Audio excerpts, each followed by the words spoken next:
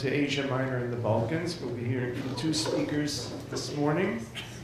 And the first is Yunus Demirci, who is a candidate for a PhD in archaeology at the University of Jerusalem and is currently writing his thesis under the supervision of professors Zeev Weiss and Gideon Ferster on, and his topic is Asia Minor synagogues in late antiquity, 3rd to 7th centuries, in their urban and religious contexts, light from the archaeological and literary evidence.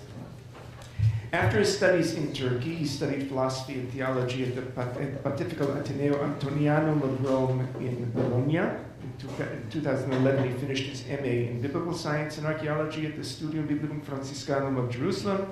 And after a semester in the Department of Archaeology at the University of Ege, is that pronounced correct? He's near Ege is correct. During the second semester in 2012, he began the PhD program at the Hebrew universities. So, Yunus, please. I feel like Jeremiah. I'm not able to speak, but go and speak. So I am here to speak. It is the first time that I am doing something. I'm an archaeologist. So my point of view, to put on the map the place in which the evidence were found. And it's not so easy stuff. But before starting, I would like to introduce a little bit about the research history. In the diaspora outside of Palestine, two major Jewish communities are well attested and widely studied. The one in Alexandria and the other in Rome. There were also important Jewish communities in Asia Minor, but the material concerning them has been sparse, so further research has remained limited. Before the discovery of the Sardis synagogue building, there was nothing comparable to these communities in Asia Minor. The few studies which did appear were apparently influenced by ancient texts, especially by rabbinical literature, and by early Christianity writings. These studies project a picture of Jewry in Asia Minor as a ghetto people without power, never at home, and outnumbered.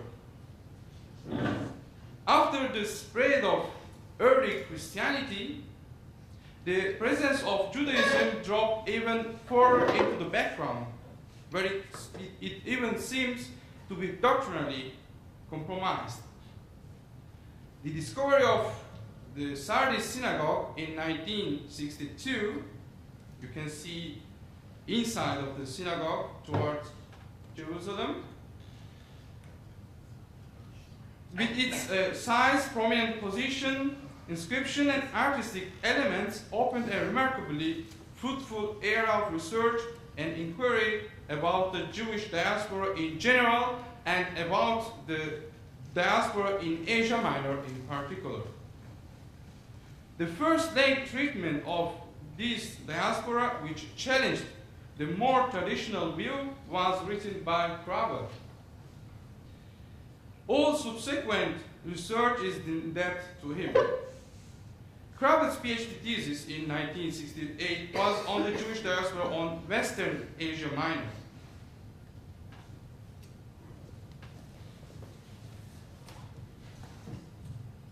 Phrygia, Ionia, you can see there, and Lydia, these three parts.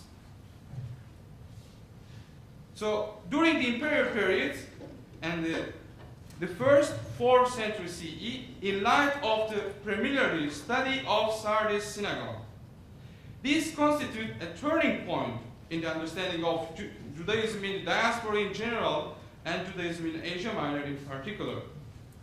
In his unpublished thesis, Kraber specifically challenged the traditional consensus, which was based primarily upon the study of ancient texts.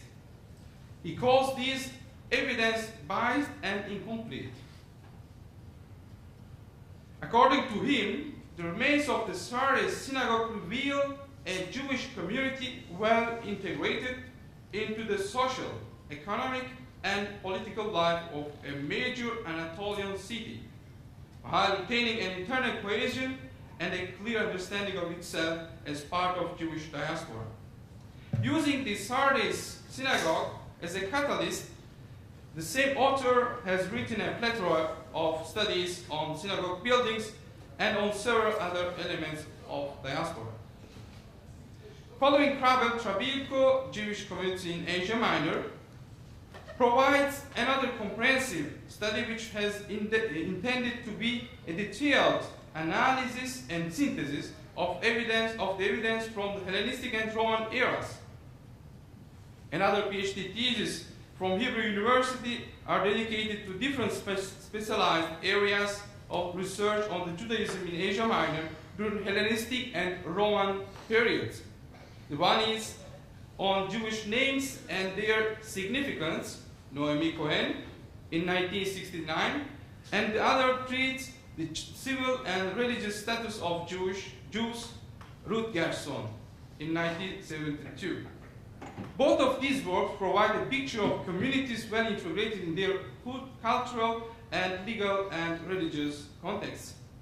One should add to those monographs Walter Ammering's article, The Jüdische Gemeinden in Antiken Kleinasien, which considers, in 1996, which considers the general question of the origin, number, and size of these communities, their legal status, their structure and exercise of authority, their theology, and their relationship to the sociological context of Greco-Roman setting, and we should consider also Ammering's collections of Inscriptiones Judaicae Orientis Kleinasien. All of the works presented so far deal with some specific aspect of these communities within a large synthesis on the diaspora of Asia Minor, based on the evidence available at that time, which covered only this Hellenistic and or the Roman period. My research will recover these valuable works and attempt to insert their conclusions into the context of the broad administrative arrangements of the Roman period, which were to continue in history down through the late Roman era, thus dominating the fate of these communities in their geographical context. The main problem of my research is methodology and the use of sources. The aim of this research is to locate evidence concerned with Jewish presence and activities in ancient Asia Minor, while being alert to the continuity and variety of the settlements and to changes in their status and development. It is necessary, first of all, to assess the findings and then contextualize them in their geographical location. Furthermore, it is important to study this setting within the context of early and late Roman administrative arrangements for an understanding of their place and or rank in this organization, determining whether the site in question was an assize center or a Roman colony, a capital city, metropolis, a harbor, a religious site, a healing center, or simply a village dependent on a given city located either on the Anatolian highlands or in areas close to the coast. In the case of later materials, it is also necessary to determine whether the context was ecclesiastical and or a civil metropolis, a suffragan city, etc. In order to begin assessing the findings, the first step is to certify that the material are genuinely Jewish. It's very, very big deal, because Jewish people were using the same epigraphic habit when they were, for example, writing on the tombstones. The same words, sometimes the same names, and it's really difficult. Sometimes we may able to distinguish between pagans and Jews, but we are not able to distinguish between Jews and Christians, because in the same area we can find Jewish community and pagans and Jews. So for the early Roman period, we have some information presented from a Jewish perspective. For example, Josephus, or for example, Philo. But in the late Roman period, there are practically no Jewish literary sources with which to evaluate archaeological and epigraphic findings, or to offer further information about Jews in Asia Minor.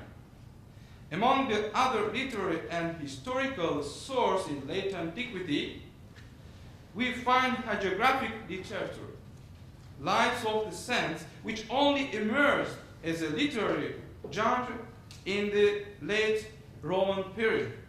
Although this type of writings has known limitations, it sometimes preserves valuable information about the topography, and incidentally offers clues pointing to a Jewish presence in a given place. For example, the 7th century CE life of Theodoro of Sicyon gives information about Jews living in Nicaea, in Bithynia.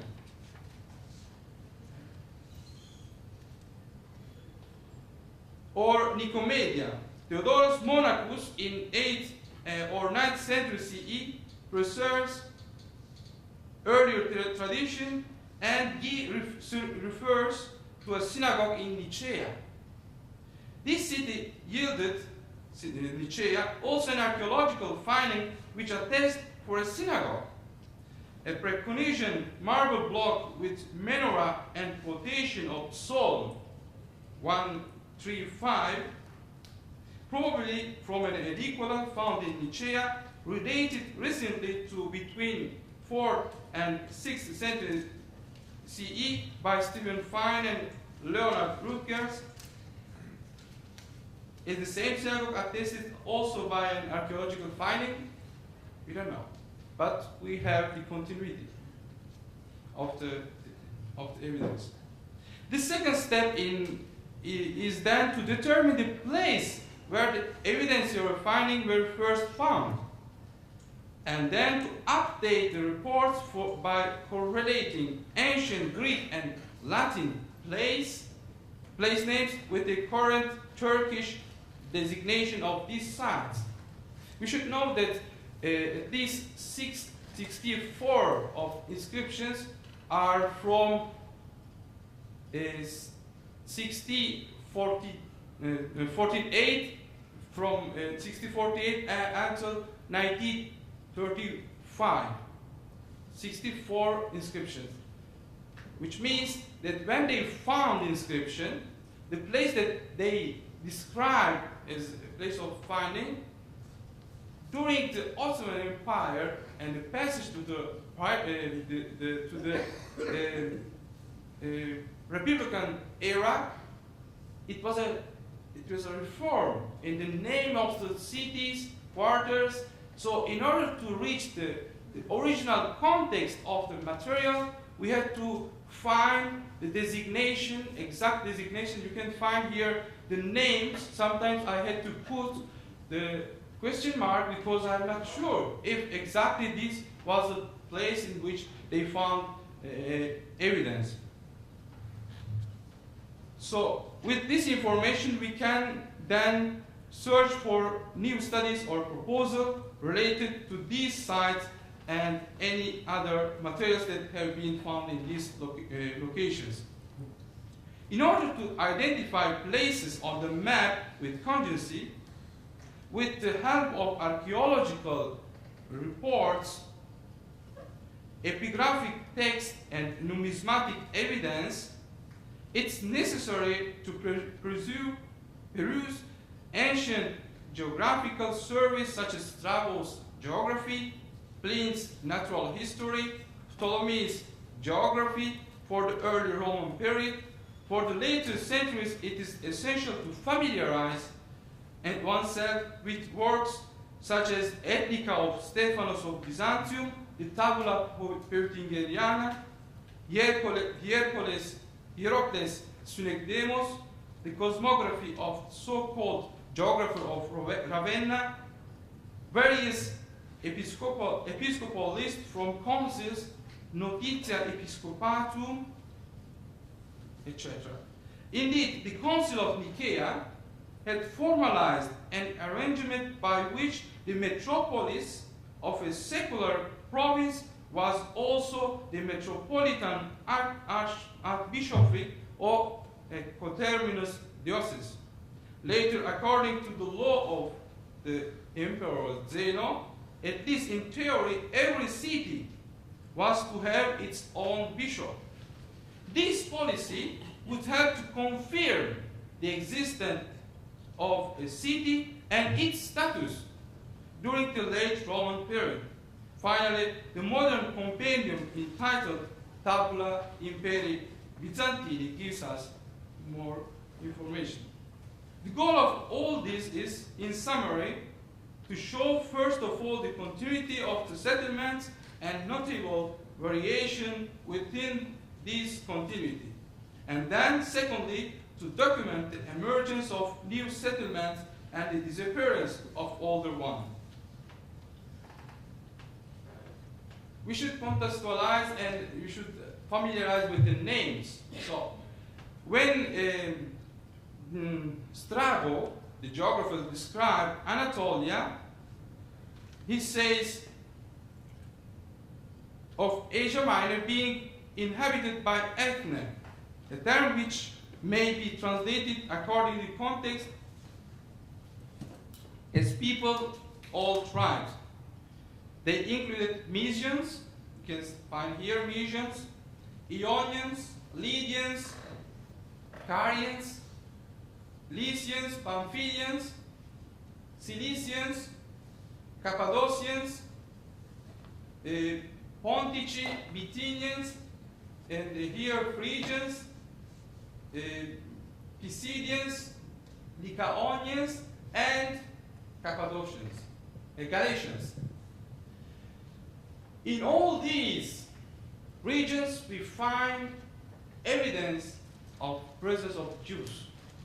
It's very important to locate them in these regions in order to understand also the influence which they had from these partitions of the regions. The first Jewish settlement probably started at the end of the 3rd century BCE, concentrated into two regions, Lydia and Phrygia. Lydia and Phrygia. Josephus Flavius reports a letter sent by Antiochus III to his strategos Zeuxis, governor of Lydia, with instruction concerning the settlement of 2,000 Jewish families from Babylon to fortresses and other critical points in Lydia and Phrygia, in an attempt to maintain internal security in a region beset by unrest. As royal benefactions were showered on the new settlements, often at the time of their foundation, Jewish immigrants received plots of land for farming or for viticulture and were permitted to follow their own laws unmolested.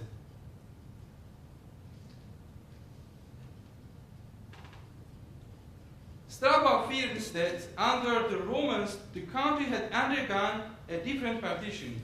The Romans did not divide these groups according to their tribe, but they organized jurisdiction within which they hold their assizes and their courts in other ways.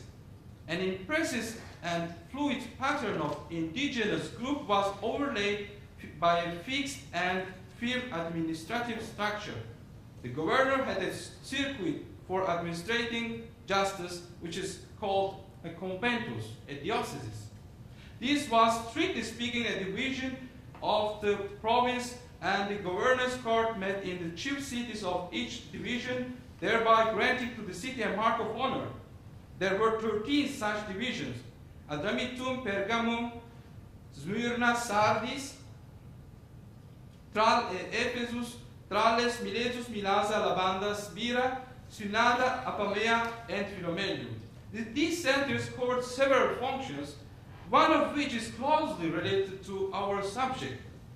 A section of Cicero's Proflacco shows that the contribution in gold which the Jews of the province sent annually to Jerusalem was collected in the Assis centers. Valerius Flaccus had confiscated the small sum which he found in Adramyttium and Pergamum, as well as the much larger amounts which were temporarily banked in Laodicea and in Apamea. Later sources also indicate that Jewish gold was collected at two further city centers, Ephesus and Sardis. Here Sardis and Ephesus in Ionia. This suggests that Roman authorities played a significant role in deciding how the Jewish communities should be organized. Individual states, city-states were key elements in the organization of Eastern Roman provinces, and they were characterized by a continued rivalry to be either an Assis center or to have the status of Neokoros, that is, guardian of the provincial temple for the imperial cult. Some other cities with evidence of a Jewish presence were among the Roman colonies, which had their own internal organization, such as Antiochia of Pisidia and Lystra. Still others were free cities, such as Tarsus. During the entire Roman period, the most widespread and numerous type of settlement in Asia Minor were villages, defined as a relatively small rural settlements, most of those whose inhabitants were directly involved in agriculture. The conventional picture of diaspora Jews as a distinct urban minority earning their living from craft and trade needs to be counterbalanced with empirical facts. Inhabitants of the smaller towns of Phrygia, we can see here, in general earned their living from the land, and Jews were no exception, as the growing body of evidence found there indicates. The settlers of Antiochus III were first and foremost farmers.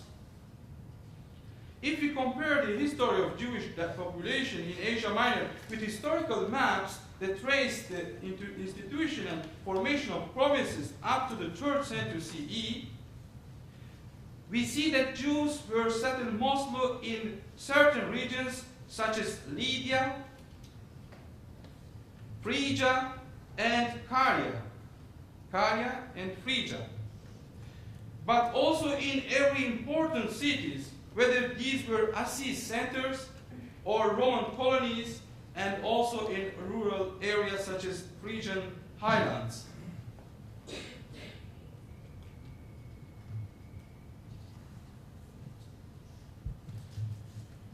The late Roman administrative organization during the late Roman period, the subdivision of the provinces into smaller units had begun in the 3rd century CE. But the pace picked up under Diocletian. By the end of the 4th century, there were 5 provinces. So before we had a unique province of Asia Minor, including Mysia, Ionia, Phrygia, Lydia, Caria. Lycia and Pamphylia was another province, and Cilicia, Lycaonia, and Pisidia composed another province, and Galatia and Cappadocia had own province. But during the late Roman administrative organization, everything is changed. And subdivision into smaller units began still in 3rd century CE, but go up under Diocletian. So we have 5 provinces: Asia, Lydia, Hellespont, Phrygia, and Caria, occupying the areas previously covered by proconsular Asia. Lycia and Pamphylia retained approximately their old dimension, but the interior was divided between Isauria, Pisidia, Lycaonia, Galatia Prima, and Galatia Salutaris. All these provinces were gathered together in the diocese of Asia. In the north, there were 5 provinces.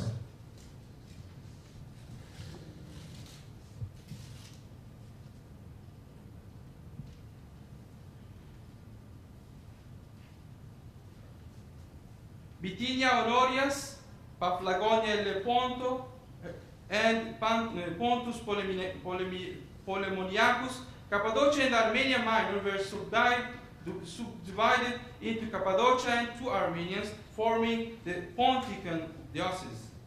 The province of Cilicia was split into the separate provinces with Cilicia and Isauria.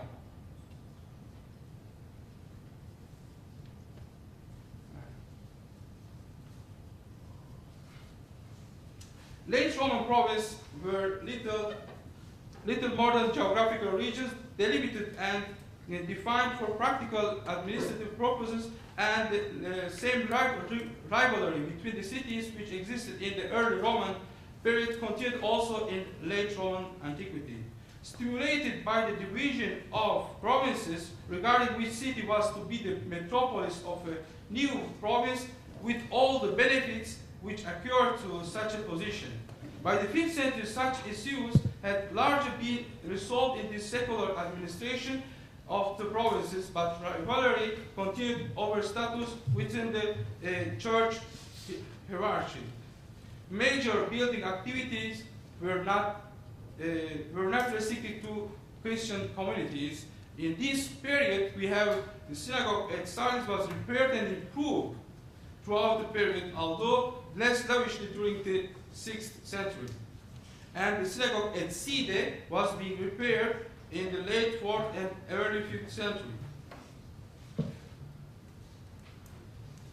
As I am not able to cover every detail, I would like to show you the differences in the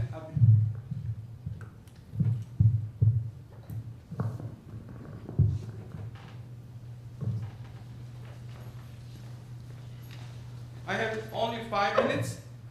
I would like to show you that here in Phrygia we have many findings from tombstones and incising on the wall of Kori. Every kind of the small findings which indicate the presence of Phrygia is remarked here, and we can see that the area of villages more than the other period, which can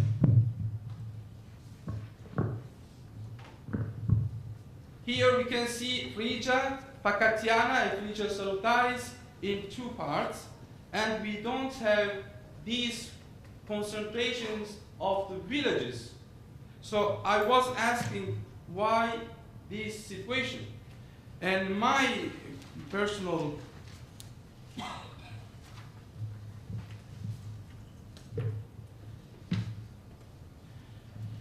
vision is very preliminary.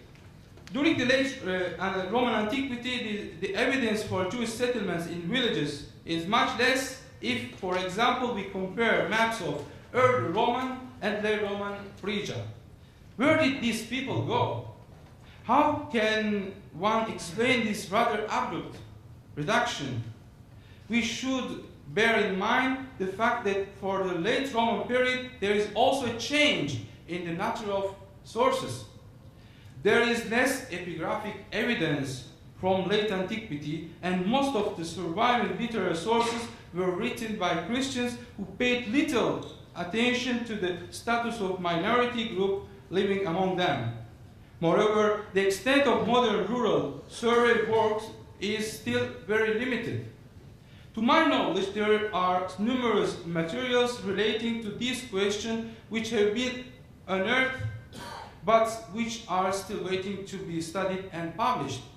For example, in the rural area of Eskişehir, Dioclea, a considerable number of menorahs are carved on a rock, but they and their rural context have not been investigated yet.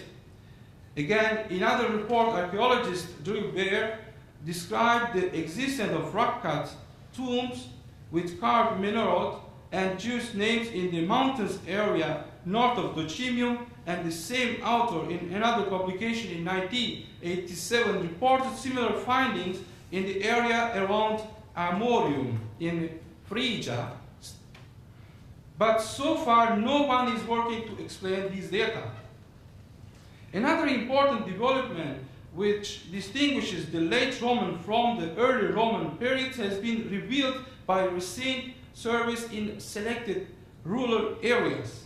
In these territories, many small villages started to appear in the 3rd century CE, communities which continued to flourish until the end of the 6th century, some even developing into sizable cities.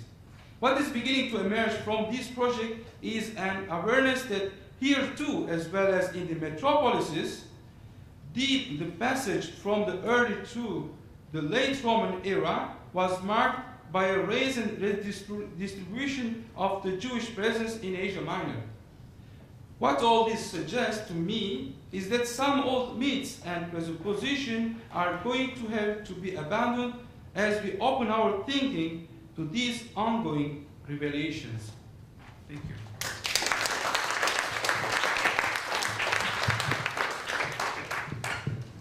Thank you, Yunus, for showing us what a wealth of information from Asia Minor remains to be studied and investigated. We now have about 10 minutes for questions and discussions, so the floor is open now to questions.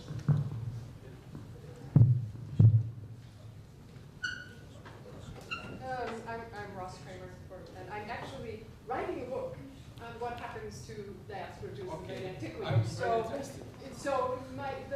the question I just wanted to ask you to clarify at the end, and I know you have a lot of material that got condensed, but do you think that this decline in data that you show at the end is in fact so is the absence of evidence here evidence of absence, or do you think that the absence of the evidence here is a function of something that happens to the evidence, but not because there are no Jews? This is a very important question, right? Yeah. When is the absence of evidence the evidence of absence? I wasn't able to show, to speak about materials, and some materials say to us that no.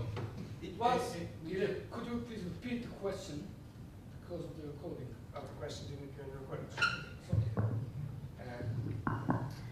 Okay. In brief, for the sake of the recording, the question was, to what degree is absence or relative absence of archaeological and graphical evidence for Jews in a given region in late antiquity to be interpreted as evidence of absence or not?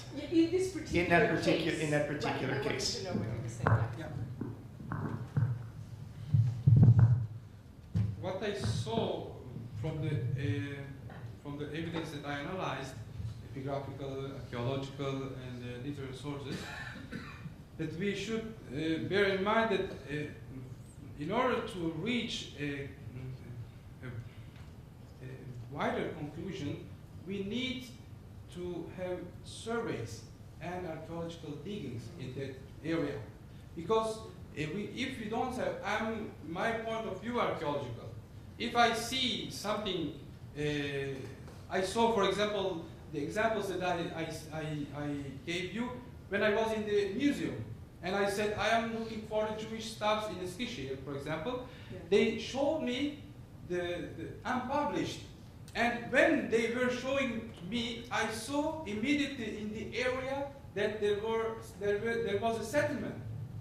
So we need to make this survey in order to understand what is the situation, what was the change happened. So if you ask archaeological way of thinking, we need these kind of evidence. Otherwise, I cannot say anything. I can use the literary sources, but I cannot say anything about the archaeological. So in other case, I saw, for example, that some tombs were reoccupied by the Christians. Yeah, these examples are very important. Yeah. Okay. That's very, very helpful. Thank you. Yes, sir. Thanks very much. I was just wondering about the ongoing archaeological work in the region. Are you finding that the surveys done by Stephen Mitchell, who continues to study and publish, and other Roman historians and archaeologists are nowadays sufficiently alert to the Jewish material to give you what you need? I'll just repeat the question. Tessa Regic was asked whether, to what degree Yunus finds that the current surveys being carried out in Asia Minor are attuned to the questions of Jewish evidence, Jewish presence. Yeah. I tried to put this point because I was visiting all the places in order to, but normally when I was in the museums, they didn't know what is the Jewish materials. Maybe menorah, but inscriptions. So sometimes I had to make a kind of a conference to the students of archaeology in their place of the digging about the Jewish art, architecture, and all. If I may make a supplementary question, Yeah. Stephen Mitchell in particular, Yeah. if anything in his interpretations, he wrote this book on Yeah. monotheism, is a kind of Jewish maximalist, it seems to Yeah. me. He sees Jews where there possibly aren't any. So I'm thinking not of the local museum keepers, but of some really, people who know Pisidia, Phrygia, probably better than anybody ever has. Yeah. Following, if I may say so, a great British tradition of work in Anatolia of Ramsey and Butler, and even Ramsey going back, William Ramsey, writing on he thought on the period of the Acts was looking for Jews. So is there, do you think that is where, because as a solo scholar going from museum to museum, it's kind of very hard work. I visited 15 museums, 20 sites, so I'm trying to find materials. Sometimes they say, no, we don't have any material, and I'm looking around and I see some lamps with menorah. I say, what is this? I don't know, maybe they published or not. So not always I can find it interest. So, but sometimes the people who interested may help you, the director of museums or But there's a site around every corner in Turkey. Yeah. This is I should thank Eyal because my interest area was the western and southwestern area, but I had to enlarge and I found 74 settlements and dispersed in different area and variety. With a variety, not only metropolis, not only harbors, not only villages. So we should take into the consideration these conclusions. So to see that the Jewish people, they were everywhere. So Tessa wants to give keynote about mapping the But- research but- and the research. 1 minute. Yeah. You can speak to the mic. Further questions, but we'll ask you to move the microphone to the speaker. No, it's okay. I'm What's loud that? enough. Did you have a question? Okay, sorry. I just wanted to follow. I think the other question that perhaps has to be raised is whether what you call a settlement really boils down to a little inscription here and a quarter of menorah there and so forth. This is my methodological problem. In order to reach, but if I find in a region different, and I can reach some kind of the conclusion, if in the same territory of in a city, I start finding in the villages, and I can start saying that we have a settlement, but we are not sure if unique inscription found in a village, but there is no other testimonies. I cannot say that. For that reason, I was writing presence or settlement, present and settlement. So I am not. This is my methodological problem to say settlement or presence. It's everybody's. Yeah, It's yeah, no yeah. problem, not Yeah, just yours. yeah. This is my work. So my research is on the synagogues. The first step was to find where the presence of Jews. So I had to put in the map, because I'm an archaeologist, I should find a place where I can find also the materials in order to say, see, I can study here and I can study there. So this is my work. We need to leave time also for our second speaker. So first of all, I'd like to thank Eunice for his presentation. And we certainly await to see the results of your research in the future and your doctorate. And why don't you switch places?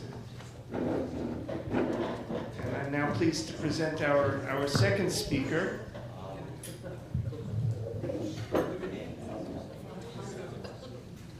Our second speaker is Alexander Panayotov of the University of Aarhus in Denmark. He's a Marie Curie co-fund research fellow there. He was a full-time research associate based at the Center for Advanced Religious Theological Studies at the Faculty of Divinity in Cambridge. That was between 2010 and 2013. His research interests include the history of the Jews in the Roman and Byzantine Empire, and in Jewish epigraphy and archaeology. He's also worked on topics related to Byzantine social history and Jewish and Christian pseudepigrapha and apocrypha. So thank you so much for inviting me to this wonderful conference.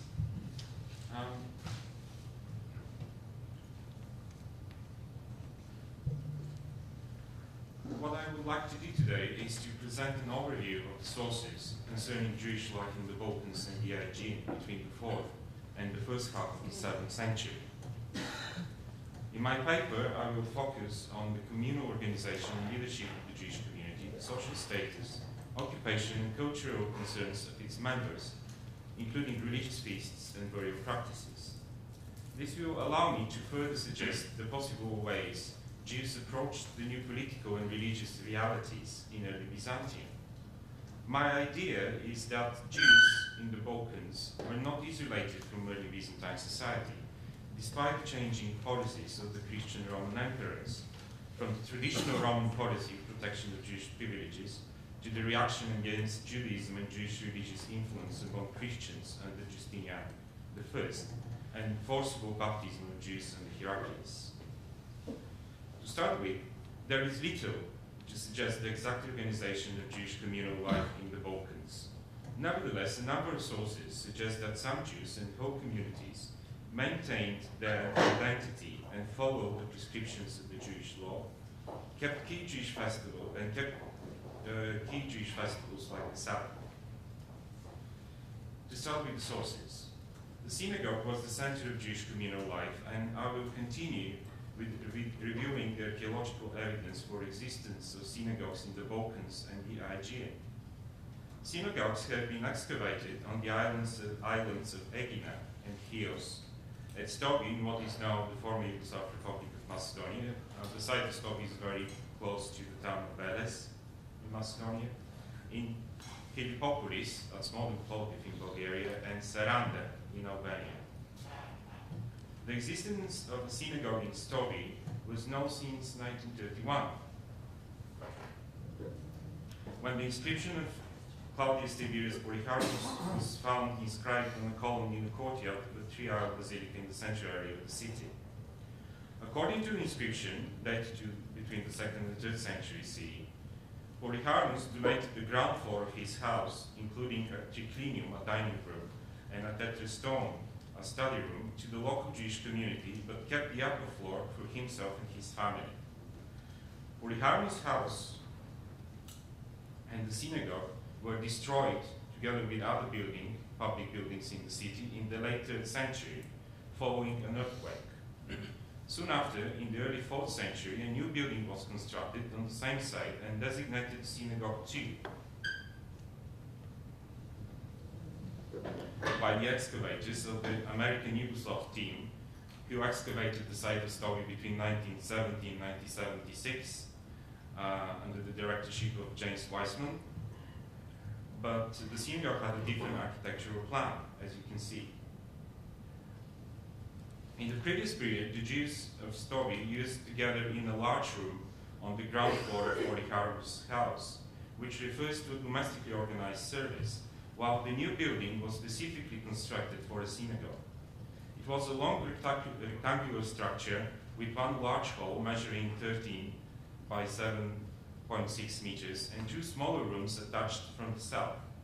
The main hall was accessed from the west through a forecourt paved with mosaic. The walls of the main hall had frescoes with graffiti in Greek, and the entire floor paved with mosaic made of separate pieces. You can see the mosaic here.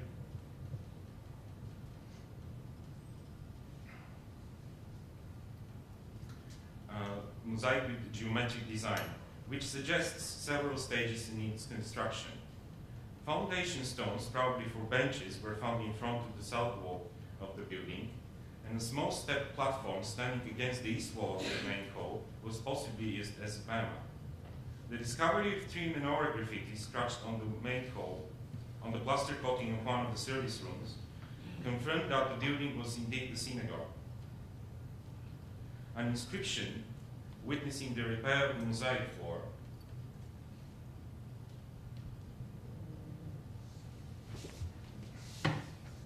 of the colonnaded corridor, Peripatos, in the late 4th or early 5th century by the frontistas Alexander, was discovered in 1977. A lead seal dated to the 5th century, found in one of the sewer pipes of the building to the south of the synagogue, the so-called building, the House of Psalms,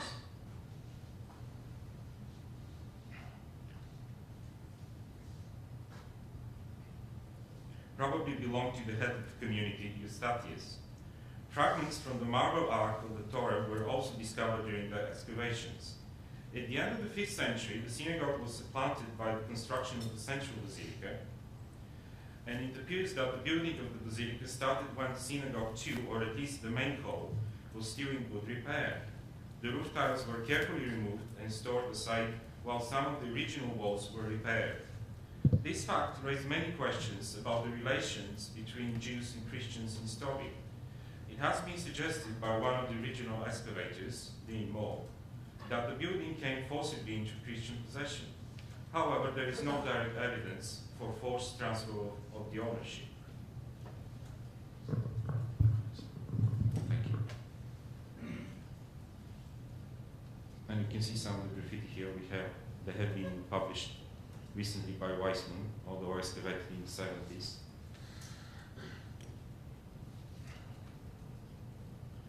The remains of a synagogue in Filipopolis, what is modern Plovdiv in Bulgaria, were discovered between 1991 and 1992 during excavations of a large residential area close to the center of the ancient city.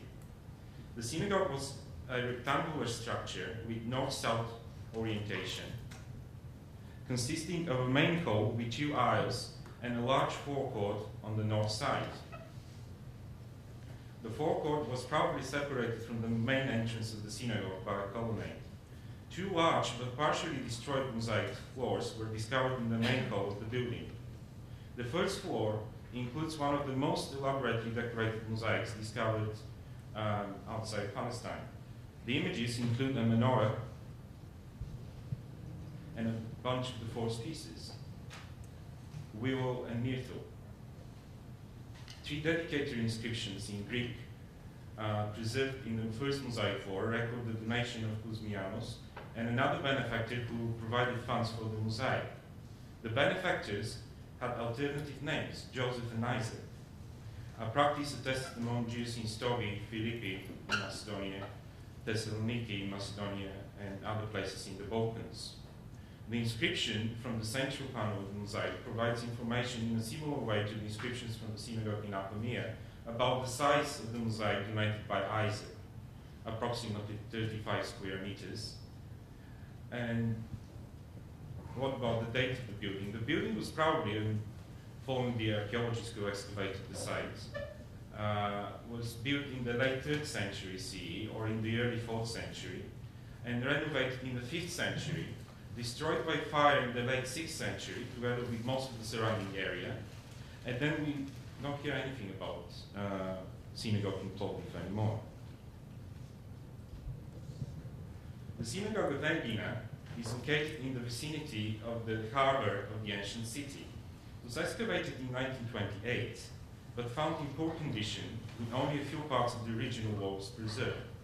The synagogue floor comprises a mosaic with a geometrical design on the eastern edge of which there are a white strip that has been identified as a safety mark indicating the spot where the stairs leading to the bema or the ark began. The presence of such construction, however, remains uncertain. The entrance to the synagogue hall is marked on the west by two mosaic inscriptions. The inscriptions refer to the donation of Theodoros and his son, Theodoros the Younger, who provided funds and oversaw the completion of the mosaic. The inscriptions are dated between 300 and 350 CE and provide reference to the offices of archysynagogos and frontistas. A frontista is basically a person who was chosen to oversee or supervise the reconstruction of a building project. The synagogue was probably built in the 4th century and destroyed in the 6th century when a Christian necropolis and a small church were built on the site.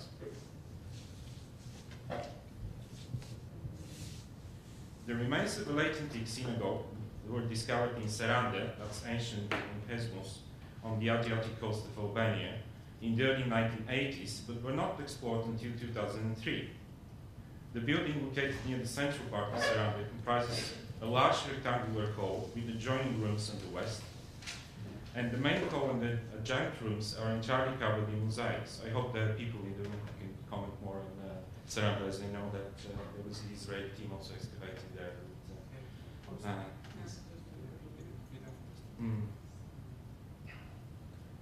One of the mosaics bears the image of a menorah flanked by a shofar and a trot.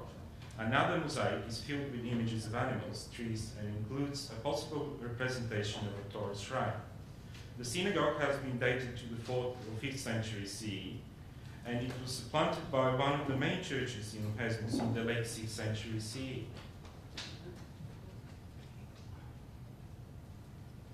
Okay, so we already know about the new synagogue in Chios. Recently, a new synagogue building was discovered in Chios. The building is located in the old part of Chios town and is currently being excavated by the 3rd Ephorate of Byzantine Antiquities. The floor of this rectangular structure is covered by an elaborate mosaic incorporating two dedicatory inscriptions in Greek.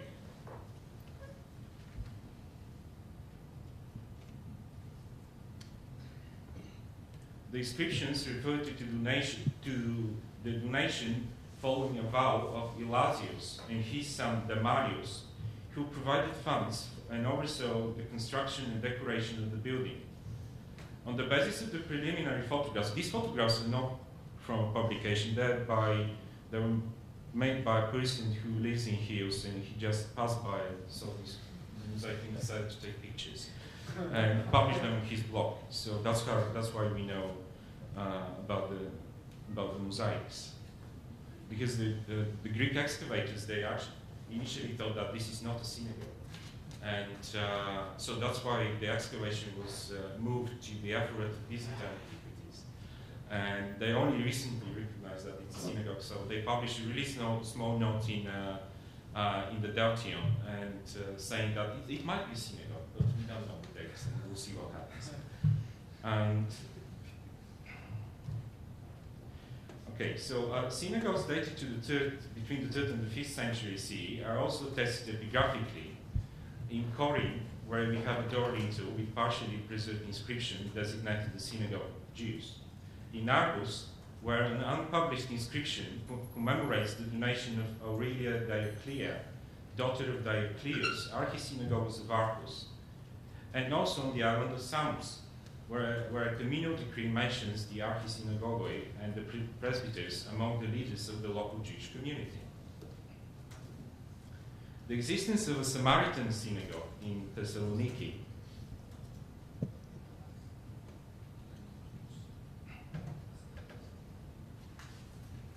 is probably attested by the bilingual deprecatory inscription of Syricius from Neapolis, that's Nablus.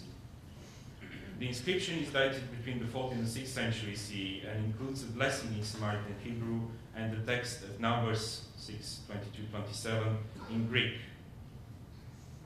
A number of late Byzantine authors mention a synagogue in the copper market of Constantinople.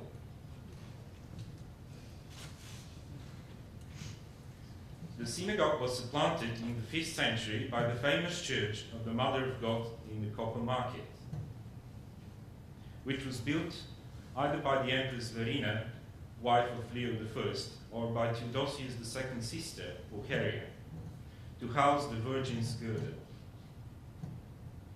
After the destruction of the church by the Turks in the 15th century, the girdle was moved to the monastery of Vatopedro in Mount Athos, and it's still there. The sources also mention the presence of Jews engaged in manufacturing and trading of copper handiwork in the area. Thus, despite the increasing anti-Jewish legislation since the death of Theodosius I, we find synagogues in the main administrative centers in the Balkans: Constantinople, Philippopolis, Thessaloniki, Stobi, Corinth, Argos, and also in smaller towns like Saranda and Mantinea. The new attitude in imperial legislation towards Jews is probably best expressed in a law promulgated at Constantinople in 423 in the names of Theodosius II and Honorius. The legislator affirms the protection of synagogues against deliberate destruction, ordering that Jewish communities should receive places for the construction of new synagogues to replace those converted illegally into churches. But at the same time, he prohibits the construction of new synagogues. And finally, in 438, Theodosius II enacted a law that, while repeating his previous legislation on Jews and Samaritans, recognized the right of the church to confiscate newly built synagogues on its own behalf. This probably sealed the fate of the synagogues of Stobi, Saranda, and Constantinople, that they were converted into churches in the 5th and 6th century. However, the frequent legislation in this matter indicates that the imperial government was less than successful in enforcing these laws. The importance of the synagogue for the communal life of the Jewish communities did not diminish, as suggested by evidence from inscription and Byzantine laws. The synagogues continued to be used for community gatherings, reading of the Torah, and celebration of the Sabbath and the annual Jewish festivals. The importance of these factors for the preservation of Jewish identity is suggested by the law of Justinian from the 8th of February 553, which confirmed the freedom to use Greek, it's a famous law, and languages other than Hebrew in synagogue scriptural readings. This source and the language of the inscriptions reviewed here suggests that the Jews in the Balkans use Greek as their everyday language and in synagogue services. The law also suggests tension within the Jewish community of Constantinople. Another glimpse of Jewish religious life in the Balkans and the Aegean during the period concerned is provided by an epitaph from Veria, dated to the 4th century CE.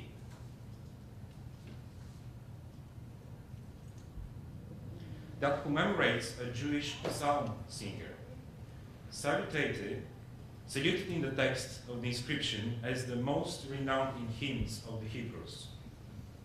The institution and the building of the synagogue were considered holy by the Jews of Stovi, Veria, Philippi, and Theotic Thebes. And the daily observation of the prescriptions of the Jewish law and personal piety and devotion was an important feature in the life of the Jewish communities of Stovi, Argos, and Chios between the late 4th and 6th century CE. This is suggested by epigraphic evidence. In his donation inscription from Stovi, for example, Claudius Tiberius Polycarmus notes that, I quote, "I lived my whole life according to the prescriptions of Judaism." And in one of the inscriptions from the mosaic floor of the synagogue of Chios, begins with the exclamation, "Peace to those who love your law," a paraphrase of the Septuagint text of Psalm 119, line 165. But Jewish life in the empire was much more complicated. There was apparently a messianic excitement among Jews in Crete in the 5th century, which ended with tragic consequences for most of those who participated in this movement. The evidence comes from Socrates Scholasticus, who writes that the Jewish impostor, claiming to be Moses, gathered a large following among Cretan Jews, probably in around 430, and led them into the sea, where they drowned or were rescued and converted to Christianity. The synagogue and the Jewish community served also as a guarantor against the violation of the grace of the deceased members of the community, and in certain cases, provisions were made to receive the penalty sum provided for such a violation, as inscriptions from Philippi and Thessaloniki suggest. This was of special importance since Jews in the Balkans shared cemeteries with pagans and Christians. Jewish burials and cemeteries have been excavated in Thessaloniki and the site of ancient Duklea, that's modern Duklea, near the capital Podgorica in Montenegro.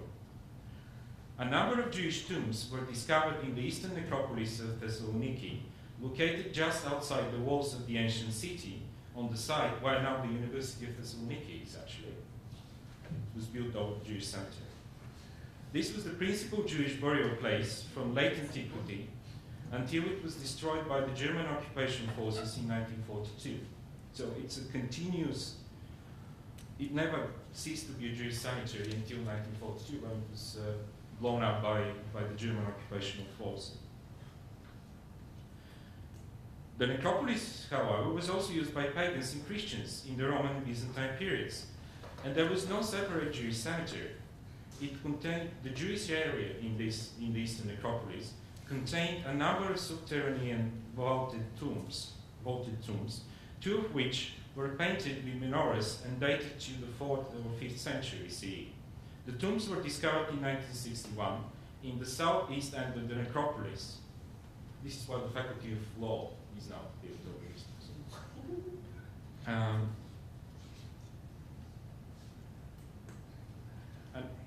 Another inscription dated to the 4th century and inscribed on a small marble plate used to seal the entrance to the tomb. Showing one of the tombs here.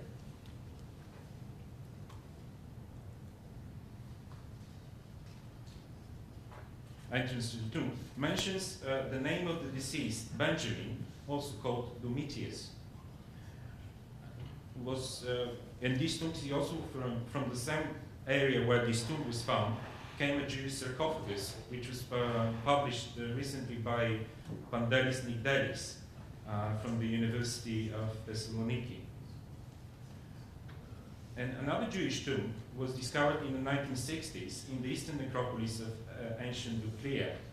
The tomb with a menorah painted on the north wall is located in the southeast end of the necropolis, which otherwise includes only pagan burials. The tomb has been dated to the end of the 3rd century and the first half of the 4th century. The position of the Jewish communities in the cities of their residence is difficult to discern. It most probably depended on the local social, economic, and political environment.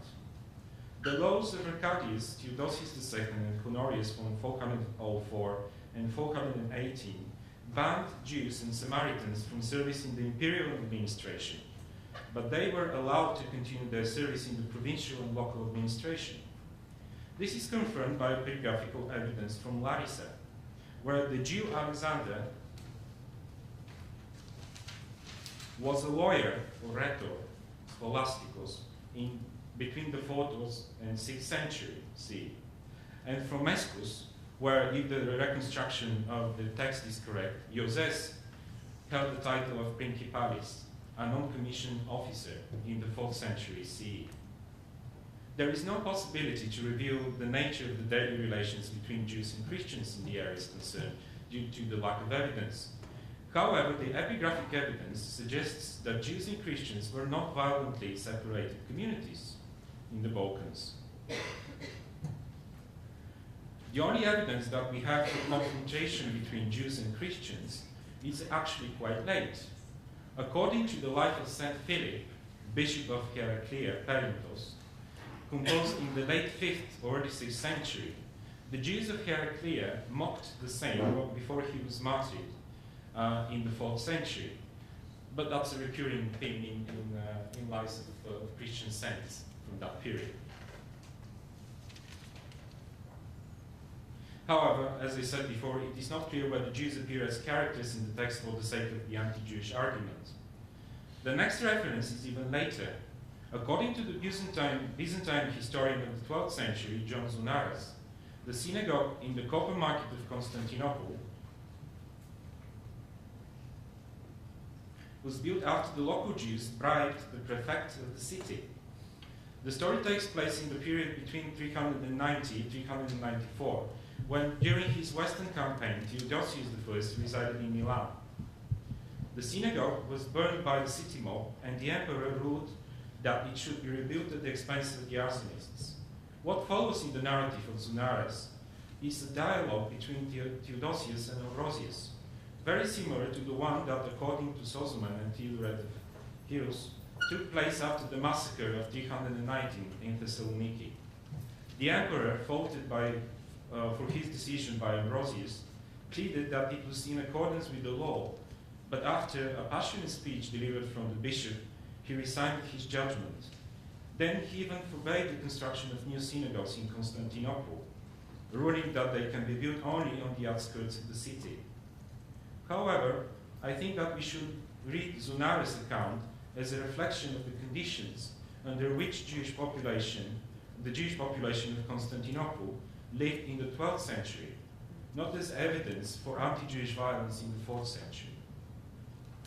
Since the sources do not provide us with more reliable information of how Jews related to their Christian and pagan neighbors and in early Byzantium, I think we should look into the evidence about Jewish communal organization. Jewish communities described with different terms in the epigraphic sources as like the Jews, or Laos, the people, the synagogue. The epigraphically attested Jewish communal offices and titles in the Balkans and the Aegean, like the presbyter, archegos, archisynagogus, archon, were borrowed from Greco-Roman civic terminology and adapted to Jewish usage with no uniform meaning and function. I think that the use of this terminology actually helped the Roman and Byzantine legislators to regulate the Jewish communities easily. It was the structure of the Jewish community with its presiding officers and their duties that was important.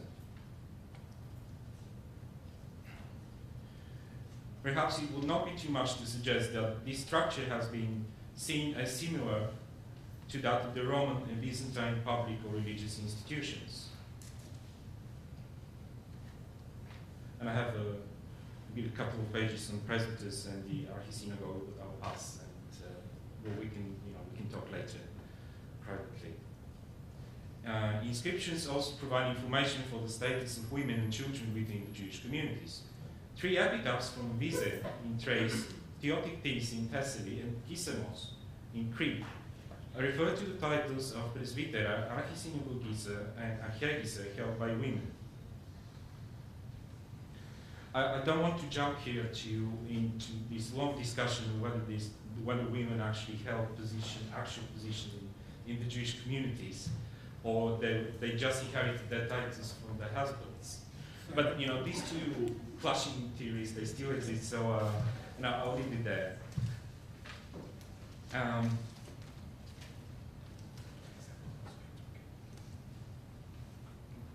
An epitaph from Veria, dated to the 4th and 5th century CE, mentions a deceased three-year-old child described as mero presbyteros, a presbyter to be. This particular title designates a person who is going to hold the office and is similar to the titles of mero archon and mero grammateros held by children and adults in Rome in the 3rd and 4th century CE. Unfortunately, however, the sources do not reveal much about the position of children within the Jewish communities in the Balkans. The evidence we have is in most cases, if not all of them, confined to funerary monuments and burials, although children are mentioned in passing in dedication, for example from Interkiza and Sikus in Pannonia.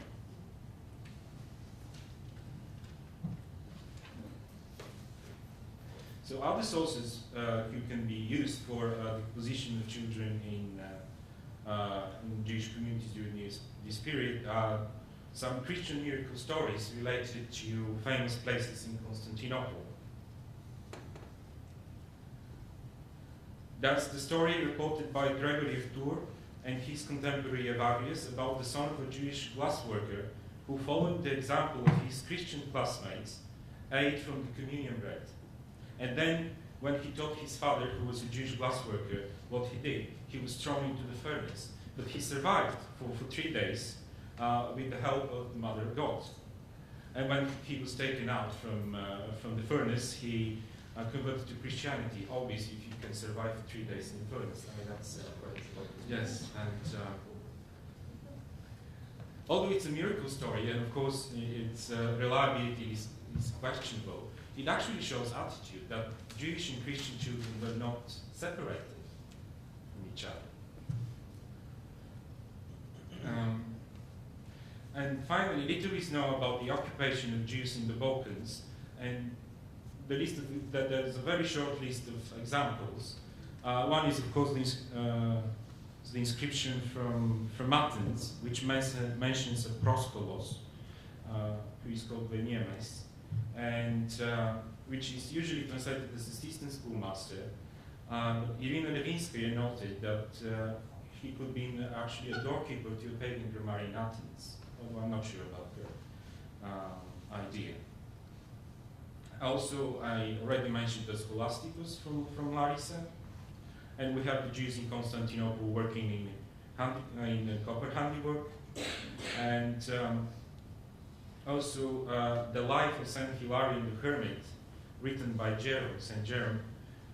We encounter a Jewish dealer of old clothes in Methoni, that's on the tip of Peloponnesus, in the 4th century CE. And we have a Jewish moneylender in the quite famous legend of the Christ the Guarantor, where the Jew Theodore lends money to a Christian for him to buy goods and send the ship for trading, and the ship then disappears, but then miraculously appears a few days later, and Theodore converts to Christianity. And so Paul Magdalenian recently suggested that the legend has in its core a real event, which after 632 was swiftly absorbed by the imperial propaganda to support the efforts of Heraclius converting the Jewish population of his empire. So the information, in conclusion, the information presented from inscriptions, archaeological data, and literary sources suggests that Jews were well established in the main administrative centers of the Balkans and enjoyed relative peace and prosperity until the 7th century. The limitation of Jewish civic and political rights in the Byzantine Empire did not have an overall negative impact on Jewish communal life and economic activity, and individual Jews and whole communities managed successfully to preserve their Jewish identity. Thank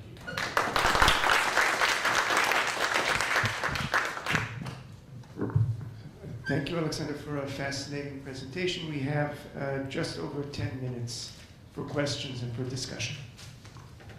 And so that this event can be recorded for historical posterity, we have a microphone which you should pass among yourselves. Itamar will deliver it to whomever wishes to speak.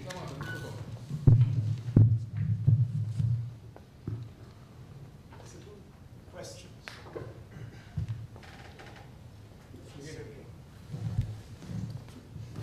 Thank you for your lecture, Alexander. In terms of epigraphical habit of the Jews in this region, all the material is in Greek, or there are some Semitic inscriptions, Greek, Hebrew, Aramaic?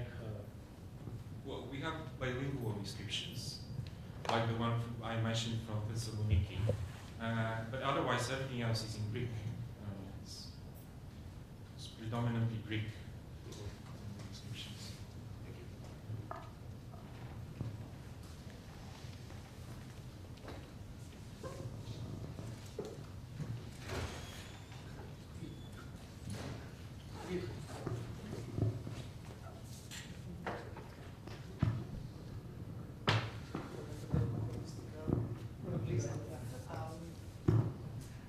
I sort of have a general question that I was hoping will become perhaps the focus of discussion. And your presentation beautifully illustrates what I see as the problems of the evidence regarding Jews, not Judaism, Jews. In other words, are we ever going to be able to go beyond an inscription here and mosaic there, and so forth? So that's the big question.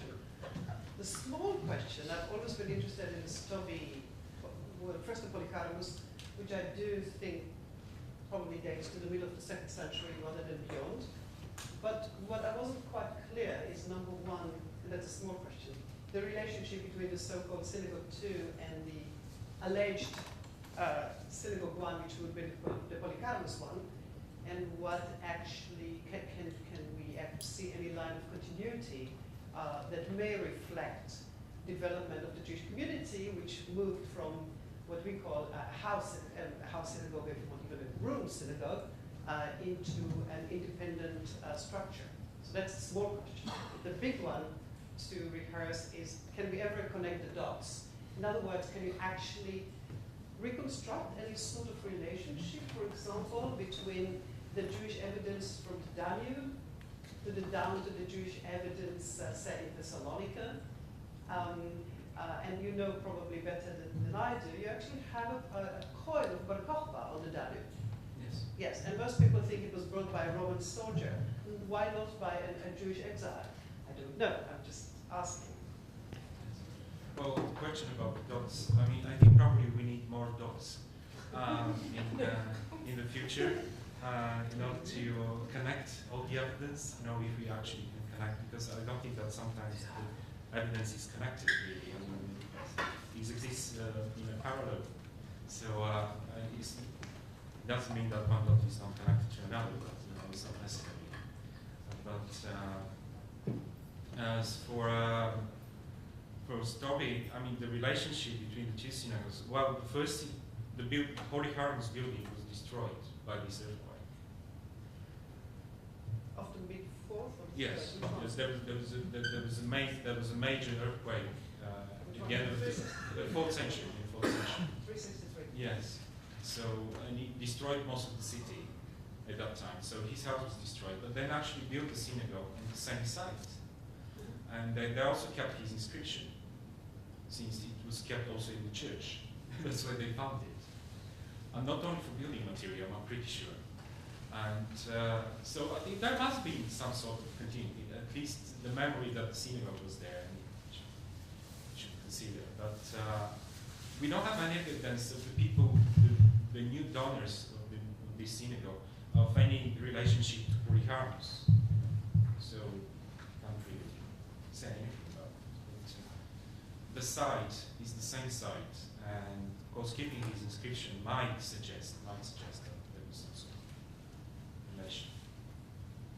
So,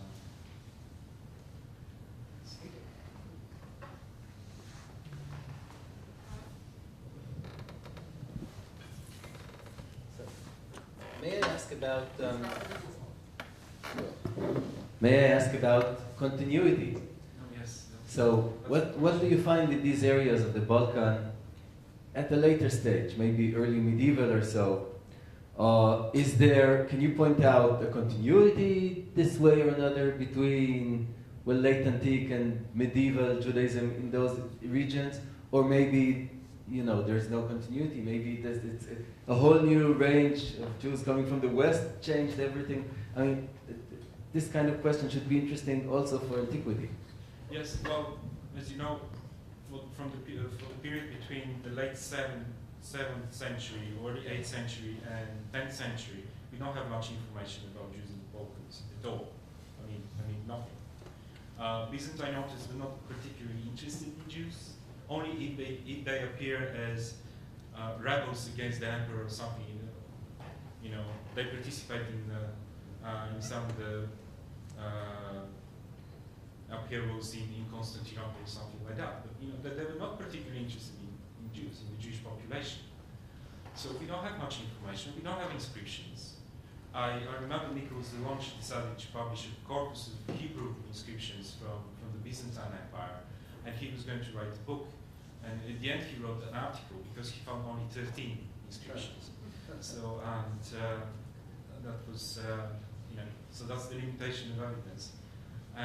But of course, from the 11th century and later, we do have evidence for Jews and Jewish communities in the main centers, like in Thessaloniki, Constantinople, and of course we have Benjamin Tudela, who goes around the Balkans and gives us all the information we need.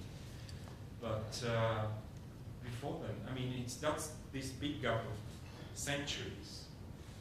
I'm not sure about the continuity between the two communities. So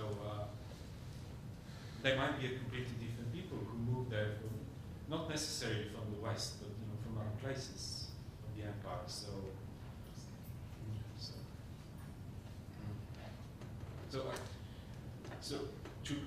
In short, I don't know if there is a continuity between the community which existed in the 4th, 5th, and 6th century and the one we find in the 11th and 12th century. That's too big gap between them. Other questions? Further discussion? Last chance? Yes.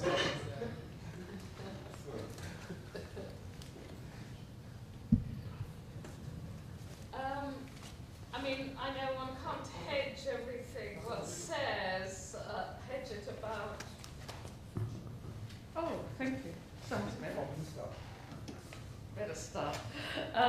Hedge it about with probabliss and so on. But you gave, broad dating limits with apparent a degree of apparent confidence. So, are these based on a combination of the actual archaeology of the site and the stratification, or epigraphy, nomenclature, as has been studied at Sardis, where we have many more names, or no, at Aphrodisias particularly, where we have many more names. But all in all, how sure are you? How happy are you with these data? Well, the broad date, of course, means that I'm not particularly sure about the date, but the broad date gives you some space, to operate, and of course, it is based on the stratigraphy and what they found during the excavations, and really, there is not much epigraphy from the synagogue from the description. We have his graffiti. He painted the walls of the room where the community met. In Stovi, yes. Yeah. He painted the walls with Polycarpus the Father, "This is my place," and so all the walls were painted in red, and so it was a very interesting case of just keeping the place for himself. And we also have one or two inscriptions. So that's all really. It's the new one, which is from Synagogue 2, is interesting, but otherwise, there was an inscription on the mosaic in the forecourt, but it's only partially preserved. And it basically, what is preserved is the size of, again, it gives the size of the mosaic. So that's... Yeah, but I mean, Stobie's a much better situation Yes. than most because Yes. of the two levels and combination Yes. of things and the outline of the building. But elsewhere, when you say 3rd to 4th century, why not 2nd to 3rd or Yeah. 4th to 5th, for example? You know. Well, I mean, it's first, I presume it's a question of epigraphy and the occurrence of symbols, names, particular titles as well. Like the title Scholasticus, like in Larissa, is not attested before, I think, the 4th century. You mean in non-Jewish circles? Yeah, in non-Jewish circles, yes. But then maybe it was invented by Jews? I don't think so. I mean, why not? Well, Socrates Scholasticus, the historian, he wasn't Jew, so... No, but I mean, really seriously, it could be a sort of quasi-rabbinic designation. We just know so little. I'm worried even about getting some kind of notion of a chronology here, of a conception of the movement from early to middle to the late Roman Empire on the basis of just kind of shifting dates like these, or shifting date limits like these. So I just want to know if you're worried too. I am worried. I think Ross wanted to ask Yeah, one last question. I actually just wanted to follow up on that because I worry about this a lot. Is it? That's all right, please. Is it on? No? There we go. Yes? No? Okay. So I worry about this a lot, Tessa. And I'm listening to all these things going. I have to rewrite my talk for tomorrow already about 9 times to respond to some things people have said. But I am going to say a little bit about this because I think the difference in the situation for Jews in the 4th century versus the 6th century is enormously different, right? So to imagine Alexander as a scholasticos in the 4th century, early 4th century, is very different than to imagine this as the case in the 6th century. So I think that's why some of these things matter. But I think on the other hand, I think in a lot of cases, you can't be much more precise than that, right? That is, the data you have just doesn't allow you really to say, well, it fits within the general range. It's just that when you start to write a historical account, it begins to matter. Right? I think often we don't know. Yeah. So you That's have really to just sort of, right, no, I think that's right. I think you don't. And I also think in every individual case, you need to look carefully. I think this is kind of the point is that, and that's what makes working with this material so frustrating, right? Because you can't just pick it up and go, oh, okay, this is 4th century, right? You need each time to say, how exactly did the people who worked on these inscriptions come up with these dates? And kind of a little bit like what Isaiah Gaffney was saying before, when you look at the things other people have said, you will see epigraphers coming up with vastly different dating ranges depending on what they think are the determinative criteria. And that alone sometimes is enough. And the Aphrodisias inscription is a great example of this, which I'll say a little bit about tomorrow afternoon as well, but it's enough to drive you crazy.